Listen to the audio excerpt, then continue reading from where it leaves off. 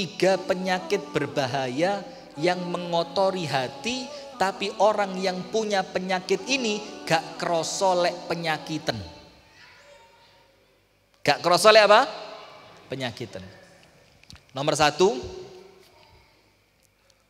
rakus. Nomor 1 apa? Rakus. Saya mau tanya, batas cukup itu sak berapa?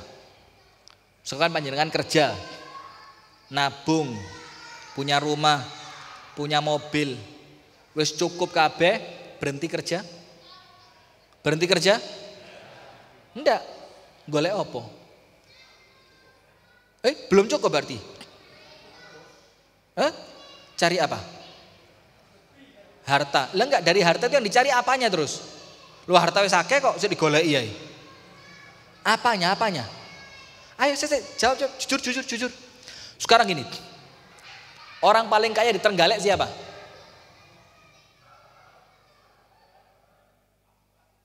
Pak Bupati, contoh. Sensitif. Misalkan gini wis. Ada namanya Pak Bejo. Orang kaya sak Trenggalek. Kalau di Surabaya namanya Kirangan. Namanya siapa? Kirangan. Ada turis naik becak. Ada rumah besar. Tanya sama tukang becak.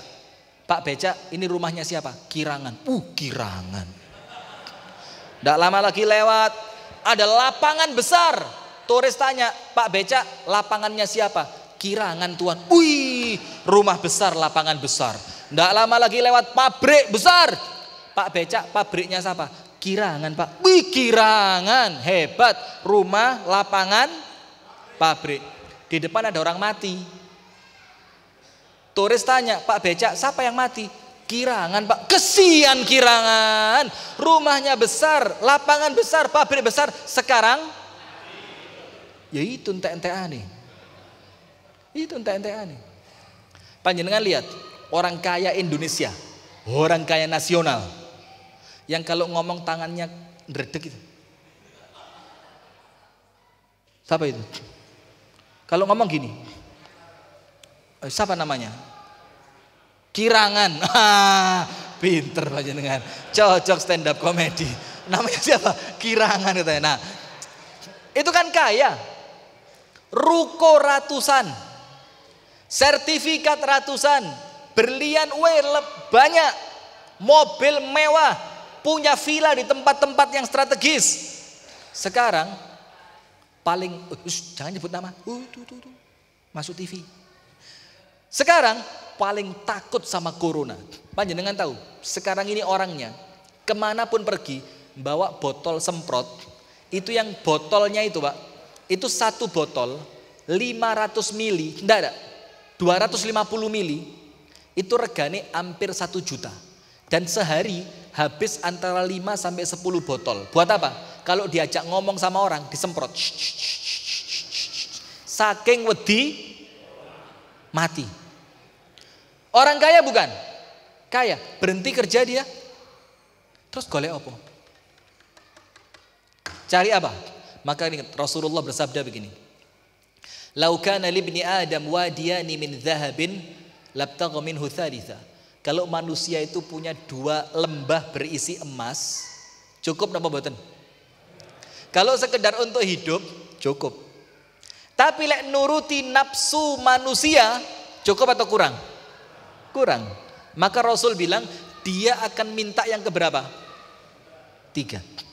Kalau sudah punya 3, mangkan kepingin telu. Sekarang dapat 3, cukup atau kurang? Kurang. Sampai kapan kata Rasul? Hatta yamla afahu turab. Sampai mulutnya terisi tanah baru puas. Artinya sampai dia masuk ke dalam kuburan. Sekarang saya mau tanya begini. Saya pernah cerita di sini atau enggak saya lupa. Karena saya ke sini udah 2 kali nih ya. 2 kali. Ceritanya begini. Setan itu, bu dengerin. Ibu-ibu coba. Setelan baju panjenengan di lemari ada berapa? Ibu-ibu, bapak-bapak jangan. Ada berapa Bu? Jujur. Coba Bu Tejo CS. Setelan baju berapa? Seragam pengajian Al-Hidayah.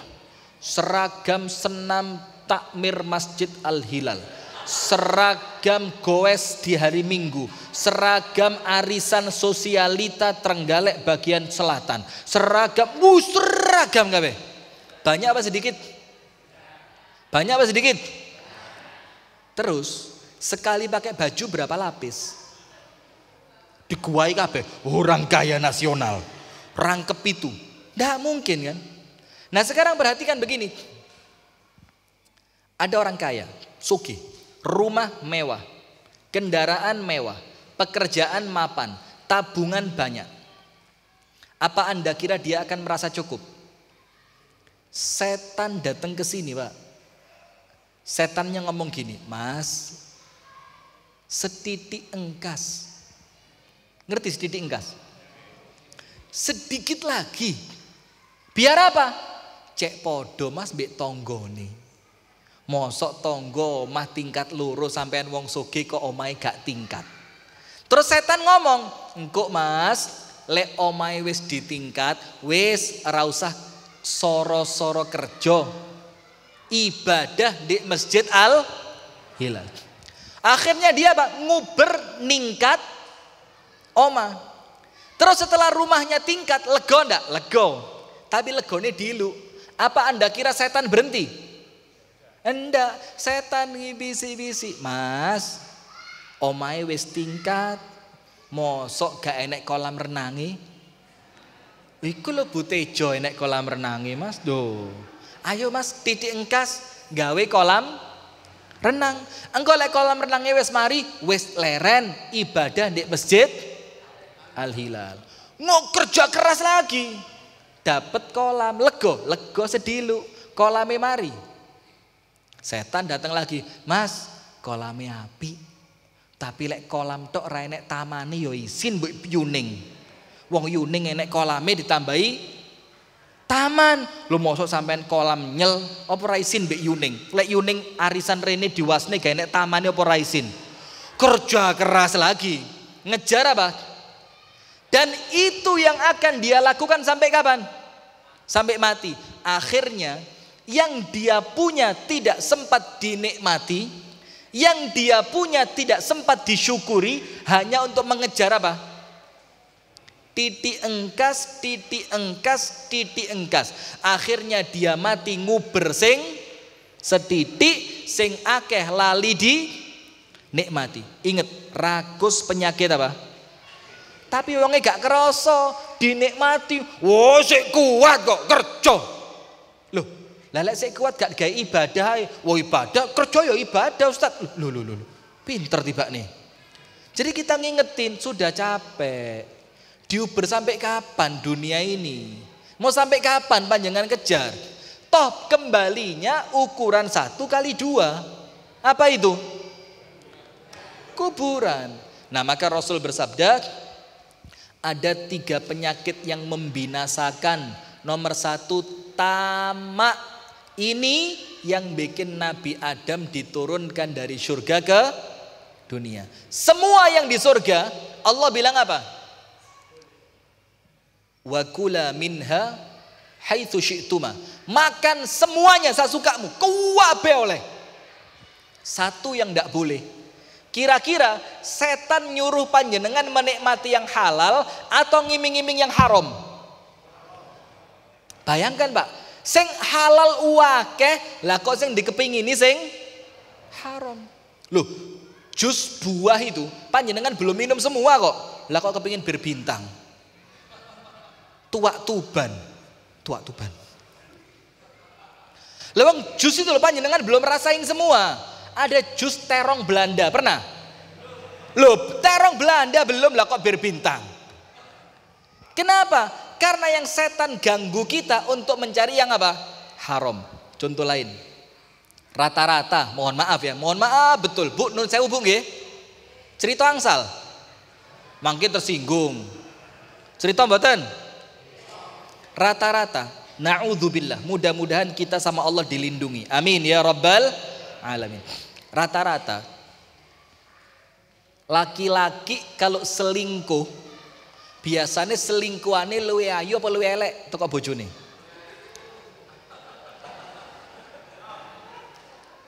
Ayo yang pengalaman, coba cerita. Wih. Yang ketawa tersinggung ini, ketawa tersinggung. Oh, itu lah kok rata-rata non sewu. Lek tonggone ngonangi, tonggone ngomong apa? Loh, lah kok seayuan bojone. Ya lemu ireng ndek enak banget. Kenapa begitu? Karena setan itu ngiming-ngiming panjenengan untuk mencari yang apa? Haram. Karena apa? Tamak. Bojo siji njaluk, loro njaluk, telu njaluk, dituruti. Alhamdulillah. Ya ini manusia. Padahal apa? Sama apa enggak? Sekarang orang paling kaya sak Trenggalek makannya berapa rantang? 1 piring. Kalau pakai baju berapa lembar? Ya paling kaos dalam, baju luar. Paling-paling ketambahan jas atau jaket. Betul enggak? Orang paling kaya sak Trenggalek baju berapa? 15 lapis. Soge kok. Enggak ada, podo. Itulah kenapa kemudian Allah katakan dunia itu apa? Wa mal hayatud dunya illa mata'ul ghurur. Menipu. Dan ayat ini berbicara tentang kematian. Kullu nafsin dha'iqatul maut. Ayat tentang dunia yang menipu, kalian Gusti Allah digabung dengan kullu nafsin dha'iqatul maut. Supaya apa? Gusti Allah dawuh ojo sampai mati sik durung lega ngubrendonyo. Nikmati apa yang ada. Lihat, ini penyakit yang pertama saya tutup dengan satu hadis. Kanjeng Nabi bersabda, man asbaha minkum aminan fi sirbihi mu'afan fi jasadihi wa indahu qutu yaumih faka'annama hizat lahu dunya bihadzafiriha. Orang itu lek tangi isu bangun dari tidur malam itu awake sehat. Panjenengan sehat mboten? 1 dapat.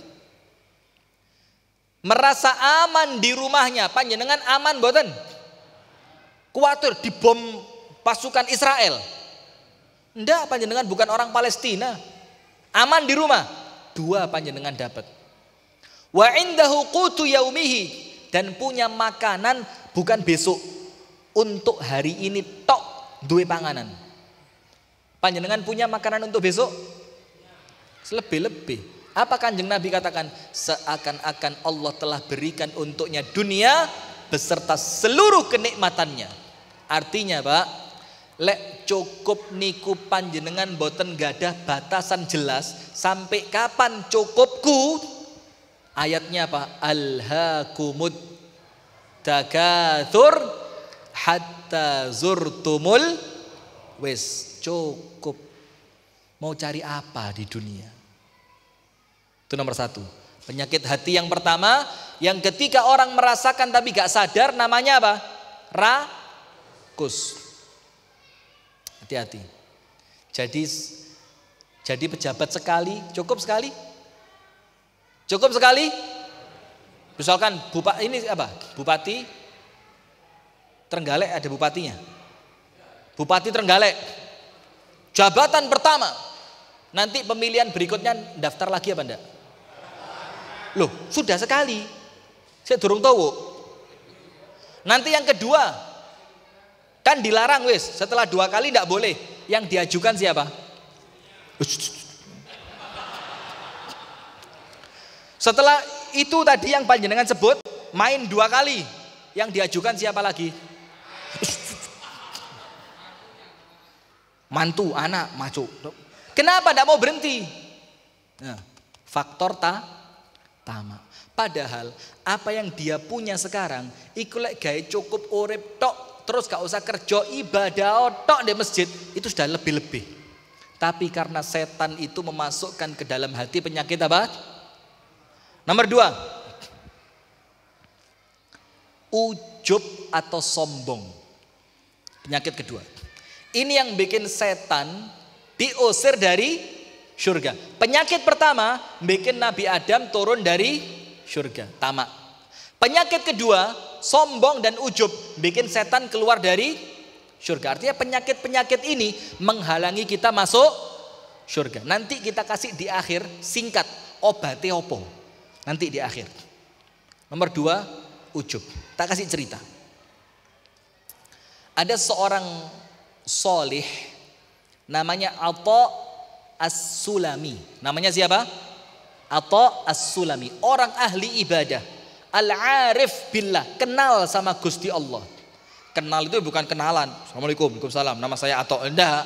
Kenal itu mengerti haknya siapa? Allah. Kerjaannya dia ibadah tok. Terus untuk makan bagaimana? Dia itu tukang nenun kain. Tukang apa? Menenun kain. Dia bikin 1 lembar, dijual ke pasar, uangnya dibuat makan. Nanti kalau uangnya mulai berkurang, menipis, nenun lagi. Dijual, makan. Suatu hari, dia kepingin uangnya itu lebih banyak. Supaya apa? Ibadahnya luwih dawa, gak kepikiran kerja. Maka dia kepingin kali ini hasil penjualannya harus besar. Maka dibikin kain yang indah luar biasa. Dikasih bordiran. Dikasih hiasan. Jahitannya dibikin rapi. Terus pinggirannya itu dikasih rapi-rapi. Setelah selesai, dia kerjakan dengan penuh ketulusan hati. Dikerjakan dengan penuh konsentrasi. Makan waktu panjang. Dijual ke Bazzaz. Bazzaz itu tukang kain. Bawa ke pasar. Terus Atha bilang apa? Aku jual 2 kali lipat dari harga sebelumnya. Kenapa? Ini saya kerjanya capek. Iki tak kayak hiasan, pinggirannya tak api-api, jahitannya tak alusi. Maka saya kepingin dijual harganya 2 kali lipat. Sama tukang kain dilihat, loh pojokane menceng. Terus dilihat lagi, oh jahitan sebelah sini lebih renggang, gak rapet dibanding yang sebelah sini. Terus dilihat lagi, oh ini hiasannya lebih tebal dibanding yang itu. Maka ndak laku kalau 2 kali lipat. Berapa? Harganya sama kayak sebelumnya. Nangis ini Atha As-Sulami. Nangis. Kepalanya nunduk, terus dia nangis. Penjualnya sampai gak tego. Penjualnya bilang apa? Sudah. Jangan nangis. Tak kayak rego yang kamu minta. Tak bayar. Kata Atha apa? Ndak. Bukan karena itu aku nangis. Aku nangis karena apa? Ini kain tak kerjain sepenuh hati. Saya kerjakan dengan penuh konsentrasi. Saya kasih hiasan, jahitannya saya haluskan. Tapi ketika ketemu kamu yang ahli di bidang kain, kamu ngelihat cacatnya. Kamu ngerti aibnya yang aku ndak tahu. Akhirnya kainku kamu tolak. Terus bagaimana dengan ibadahku 70 tahun di hadapan Allah? Sing tak kira apik tiba nombek Gusti Allah dilihat jelek. Masya Allah. Lihat. Ahli ibadah tapi tidak sombong. Maka hati-hati hadirin. Ibadah kita ini bukan buat sombong-sombongan. Ibadah itu artinya apa? At-tadzallul. Tadzallul itu apa? Merasa hina di hadapan siapa? Allah. Lah kok tambah ibadah tambah sombong, itu bukan tambah dekat kepada Allah tapi tambah jauh. Maka penyakit kedua apa? Ujub, bangga diri. Yang terakhir penyakit ketiga. Apa yang ketiga? Yang pertama rakus. Yang kedua ujub atau sombong. Yang ketiga hati-hati. Saya yakin sak masjid kabeh duwe penyakit ini. Di rapid test bentar, semuanya. Saya yakin sak masjid duwe kabeh. Apa penyakit ketiga? Al-hasadu. Al-hasad. Ibnu Taimiyah mengatakan la yakhlu jasadun min hasadin. Tidak ada manusia yang selamat dari sifat hasad. Jujur. Ketika ngelihat orang lain tambah kaya, onok mangkeli ndak? Jujur. Bu, Bu Tejo naik mobil baru, Bu. Panjenengan mek disopot to, Yuning, monggo, mangkel ndak? Jujur, manusiawi, iya apa ndak? Jujur. Jadi imam. Besok ada yang lebih enak. Wes iki wis dienak-enak non entek-entekan, meneh ana sing luwih enak. Mangkel ndak? Jujur. Manusiawi, mangkel ndak? Nah ini. Hasad. SMS. Apa? Senang melihat orang susah, susah melihat orang senang. Tonggone tuku mobil lah kok panjenengan tuku paracetamol. Lihat apa? Tonggo beli mobil, pagi-pagi mana sih? Panjenengan mana sih sayur wingi? Apa namanya sayur kemarin namanya apa? Blendrang. Iki tonggo mana sih mobil? Panjangan mana sih kompor? Ceklek. Nduk mana sih apa? Blendrang. Aduh. Langsung ngomong nang suaminya, Mas, tonggo iku lek isuk mana sih mobil? Lah kok aku mana sih blendrang? Ngaku, sing guyu-guyu lho pengalaman tiap pagi. Sabar Bu ya, sabar. Nah sekarang yang ketiga penyakit apa? Hasad. Al-Imam Syekhul Islam Ibnu Taimiyah mengatakan la yakhlu jasadun min hasadin. Tidak ada manusia yang selamat dari penyakit hasad. Tapi bedain. Wadzaki yukhfihi. Orang yang pinter hasadnya ditutupi. Gak dieloi. Hasadnya gak diikuti. Itu orang pinter. Wis rezeki urusannya Gusti Allah. Nasib yang ngatur Gusti Allah. Mantune dokter alhamdulillah, mantuku wong tani ya ora apa-apa. Karena itu takdir dari siapa? Allah. Orang pinter hasadnya ditekan. Digites. Kayak ibu-ibu kalau sore-sore. Sore-sore jejer orang 4. Sik ya ngadep ngetan dhisik, engko gantian ngulon. Beh mau entes era, Mbak. Melisone wakeh iki. Iki di situ. Entes. Ayo gantian ngadep ngetan, ngulon. Pernah? Sering. Ini maka kalau orang pinter itu hasadnya ditekan. Ojo hasad.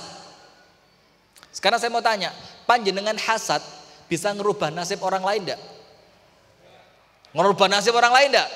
Orang lain kaya, soge, mobilnya api, omai tingkat, kerjaannya sukses. Panjenengan hasad, mangkel, iri. Apa rumahnya kebakaran? Ati sampean sing kobong. Lah kok rugi ya ram wong liyane nikmat kok sampean kobong atine. Orang pinter ditekan. Tapi ingat, wal ghabi, orang yang bodoh yubdihi, hasadnya dieloi, ditampakkan, ditunjukkan. Dengan apa? Perbuatan dan ucapan. Contoh ucapan bagaimana? Enek wong sugih langsung gebahan gosip. Wingi nang Gunung Kawi iku kira-kira ya cocok. Lho kok iso, Mbak? Durung 3 wulan tuku mobil anyar. Tapi banter, Mbak. Nanti lagi sana oleh mantu dokter ngguanteng. Dadi bahan geneman, ya mesti anake gawe pelet. Coba enggak ya ora, Mbak, elek pesek ngono kok, Lah kok dokter ya gelem, ora mungkin gawe pelet. Nah, karena apa?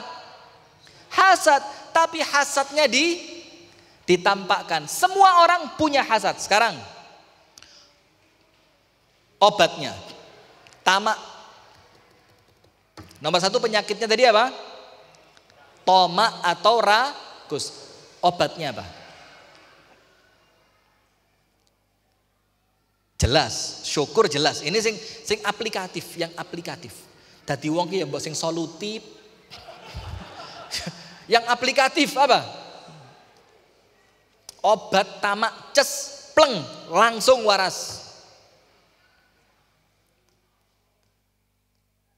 Satu masjid loh ini. Oh tawadhu, rendah hati, Masya Allah. Saya suka gini. Jadi kalau jamaahnya jawab semua, saya mau ceramah apa? Ya Masya Allah, syukron, jazakumullah khair. Terima kasih banyak. Obatnya sodakoh. Ustaz, lah Quran ini dereng cekap. Hati-hati. Dereng cekap niku kurang makan, kurang apa? Ndak ada yang kurang. Dereng cekap lek sombong. Maka obatnya tamak nomor 1 apa? Sodakoh. Cespleng. Semakin Anda tamak, semakin kepingin duniawi, semakin kepingin sogeh, tokno sing akeh sodakoi. Kenapa? Itu menghilangkan ketamaan di dalam hati. Dan tidak usah khawatir, wah engkau entek. Tidak ada. Saya mau tanya, kalau ada, panjenengan jawab jujur. Serius ini. Akan saya gunakan untuk bahan ceramah di tempat lain. Kalau ada, saya mau tanya, panjenengan jawab ya. Ada enggak orang loman? Loman itu apa? Nyah nyoh. Dermawan. Suka memberi. Lah kok jatuh miskin. Coba, ada enggak? Ada. Kalau punya cerita, ceritain ke saya. Coba. Bu, enten bu. Loman, dermawan. Moro-moro jatuh miskin gara-gara dermawan. Angkat tangan, ada? Malah sebaliknya, sing loman tambah soge. Dalilnya apa? Ada. Tidaklah ada hari yang baru kecuali 2 malaikat Allah turun. Malaikat yang pertama berdoa, ya Allah, orang yang isu-isu wis sodakoh, kasih ganti yang banyak. Itu doa malaikat yang pertama. Jadi kunci kaya itu sodako. Kenapa? Sing dongo sinten? Malaikat. Ya Allahumma a'ti munfiqan khalafa. Ya Allah, maka syaratnya hadirin, kalau berangkat sholat subuh ngantong, sangu. Kalau berangkat sholat subuh sangu. Karena apa? Itu waktu pagi. Dan banyak orang di waktu pagi bingung mikir blonjo gawe opo. Bukan blonjo opo, panjenengan bingung blonjo opo. Iki tuku pindang apa daging apa tempe apa gereh. Bingung kalau panjenengan. Kalau orang gawe opo blonjo nih. Maka di waktu pagi bebaskan orang lain dari kerisauan hari ini mau belanja apa. Malaikat donga damel panjenengan. Ya Allah, sing isu-isu sedekah dadekno wong sugih. Saya mau tanya, kalau doanya malaikat kira-kira mustajab atau tidak? Tapi ingat, satu syaratnya, kalau keluar sholat subuh bawa duit, jangan ketahuan polisi rumah tangga.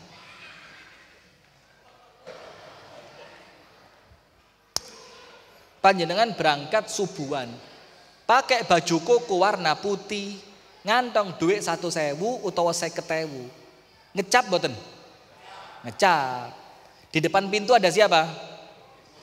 Polisi. Mas subuhan, ya dek, salim. Mas, keliru lek nyangking. Lho apa dek? Tarik, sret. Masuk kantong. Dijoli abu-abu. Ra usah kakeh, Masjid Al Hilal wis sugih. Penyakit. Nomor 1, obatnya tamak apa? Sedekah. Nomor 2, ujub.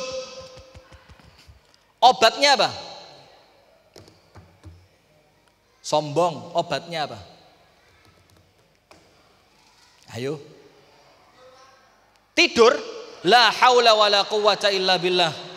Oh, waktu. Orang panggul kalau nyindir alus. Suka saya. Nomor 2, ujub. Bukan bojo. Nanti ujub dikira walian. Ujub itu bangga diri. Obat yang paling cespleng apa? Loh, itu kan wali aneh. Obatnya. Biar enggak sombong itu loh. Jujur pada diri sendiri. Apa itu? Gini, panjenengan itu dilihat baik kan cuma gara-gara Allah tutup keburukan panjenengan. Gila apa betul? Sekarang coba jujur, wes Rifki gak usah gaya tok. Ngolek subuhan yo gelek telat. Wong lerene wong niku yo macem-macem.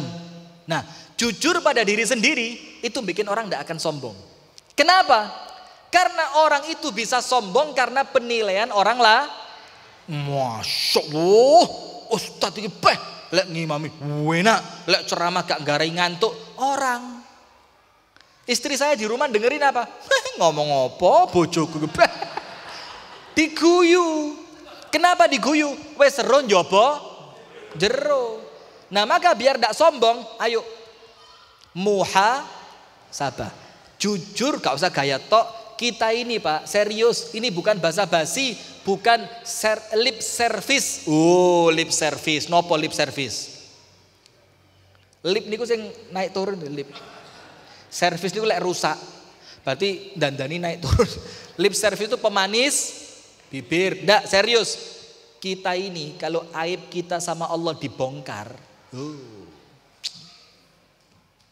Jangankan ceramah. Melbu masjid itu kalau izin. Maka biar ndak sombong, jujur pada diri. Ini. Terakhir nomor 3, hasud. Obat paling manjur apa? Biar ndak hasud. Wes penutup pas jam 9:01. Biar ndak hasud. Apa? Lu monggo betul apa? Salah dihukum kok enggak apa-apa. Apa? Syukur itu masuknya ke bukan hasud, tamak tadi. Syukur itu biar ndak tamak juga. Sami mawon, qanaah masuknya yang pertama tadi. Coba. Bu, biar tidak hasad, tidak iri kepada orang lain, apa yang panjenengan lakukan? Ikhlas, Masya Allah. Ya kurang tepat. Yang lain silakan. Nerimo qanaah sama yang pertama tadi, biar tidak rakus. Dengerin. Biar tidak hasad. Ada 2 cara tapi sama. Nomor 1, doakan orang yang panjenengan hasad kepadanya di waktu Anda sholat. Dongakne apa? Yang baik. Nomor 2, kirim hadiah ke rumahnya. Insya Allah pleng, hasadnya langsung hilang. Buktikan kalau tidak percaya. Kirimin hadiah ke rumah saya. Insya Allah panjenengan tidak akan hasad sama saya. Itu Pak. Jadi panjenengan mau mangkel sama orang. Wih, kau gak terima, aku lagi ngimami gak gelem diganti. Sak macam bahan ribah itu kan banyak. Apa yang terjadi? Panjenengan muangkel sama orang itu. Ketika panjenengan sujud, doakan. Ya Allah, jadikan orang itu orang yang solih. Ampuni dosanya, terima amalnya, sebut namanya. Yang kedua, kirim apa? Hadiah ke rumahnya. Tulisi hadiah dari temanmu. Tidak apa-apa tulis nama. Nanti riak wes taala. Gak usah ngomong riak dhisik. Sing penting hasate hilang. Tulis hadiah dari temanmu Dwi Takmir Al-Hilal. Kepada Ustadz yang saya cintai karena Allah, Rifki Ja'far Talib. Ternyata saya buka hadiahnya apa Pak? Wih, mobil baru. Masya Allah, amin ya Rabbal amin. Nah insya Allah dengan itu apa yang terjadi? Hasadnya pasti hilang. Nah maka hati-hati ibu-ibu, orang itu tidak akan sembuh dari penyakitnya kalau dia tidak merasa sakit. Kalau dia tidak ngerti bahwa hatinya sakit, tidak mungkin berobat. Sekarang 3 tips ngobati semua penyakit hati. Singkat nomor 1, penyakit hati secara umum. Kalau tadi tamak dengan sodako. Kalau ujub dengan berkaca pada diri sendiri. Kalau hasad memberi hadiah. Sekarang secara umum obat penyakit hati. Nomor 1, banyak doa sama Allah. Minta, ya Allah, tahhir qalbi, sucikan hatiku. Wakeh dongo, minta terus. Nomor 2, kathratud dzikir, banyak zikir. Zikir itu obat. Terus zikir, apapun zikirnya. Subhanallah boleh, alhamdulillah boleh, istighfar boleh, sholawat boleh.